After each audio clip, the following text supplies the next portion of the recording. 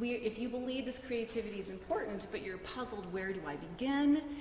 That's hopefully where I can help you today. I'm hoping that that can happen. Again, music. What do we do as teachers? We have our students listen to it. They can hear it. They can play it, right? And then we hope they can read it. That's the hard thing.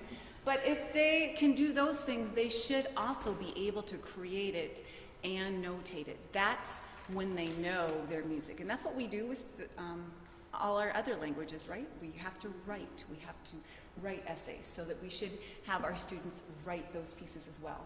So, now, how are you going to do this? Well, I propose that you have your students steal. Now, what do I mean by steal? Steal like a thief, like a pirate?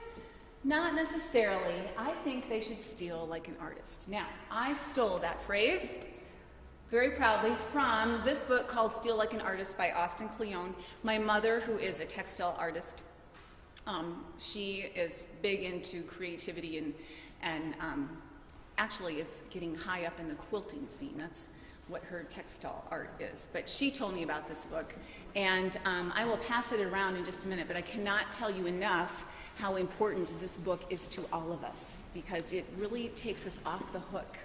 We can steal like an artist. I'm wondering if anyone has thought of this before. Nothing is original. There's really nothing original anymore. You know, we've heard it all, pretty much. So let me read you a couple of quotes from page 8 here. Some people find this idea depressing, but it fills me, Austin Kleon, with hope. As the French writer I can't say French very well, put it, everything that needs to be said has already been said, but since no one was listening, everything must be said again. If we're free from the burden of trying to be completely original, we can stop trying to make something out of nothing, and we can embrace influence instead of running away from it. So what is originality? It's undetected plagiarism. So he's got just about every kind of cool little thought that you could ever imagine in here. So I'll go ahead and pass that around. We were talking about the mall bookstore. It's at Amazon. I think it's like $6. I have like 3 copies at home because I end up giving one to somebody and then I can't find it again, and it's very important to have a copy of that. So remember, nothing is original. And think about it once. Western music is built on, what, 3 chords, right? The 1, 4, and 5. There's nothing original about that. And okay, most pop music, it's the same 4 chords, right? There's nothing original about that. So let's think a little bit more. I had hail at my house, which was not very appreciated, but let's think a little bit more winterish, like snowflakes. They are not original where they come from, right? It's water, it's ice, but each snowflake is original, right? There's never going to be another one like it.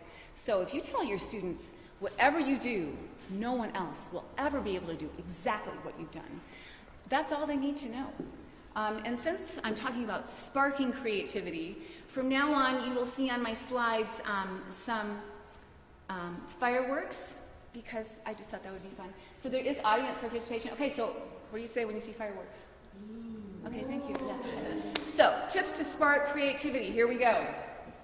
And I'm not going to go through everything. I didn't hear you. Okay, thank you. I'm not going to go through every tip today because I think I'm going to run out of time and I don't want to do that. But one of the very first things that you want to do is steal or borrow. You can think of either one.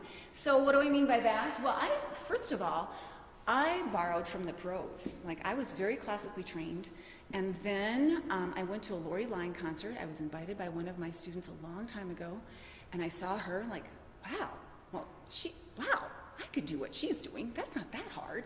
And I started buying her books, and okay, that's not that hard. I can do that. And then I started playing Jim Brickman, and then I had to count. That was cool. But he plays in C and G. You know, it's not that hard, right? So to me, once I saw what the pros were doing, come on, you can do this too. Then for your students, think about their repertoire that they're working on right now. Have them get under the hood. Have them figure out what is going on, you know? Where is that A section? Where's that B section? What did they do? They went to minor. The more theory that you can take out of a piece, the more creative they're going to be with their own pieces as well.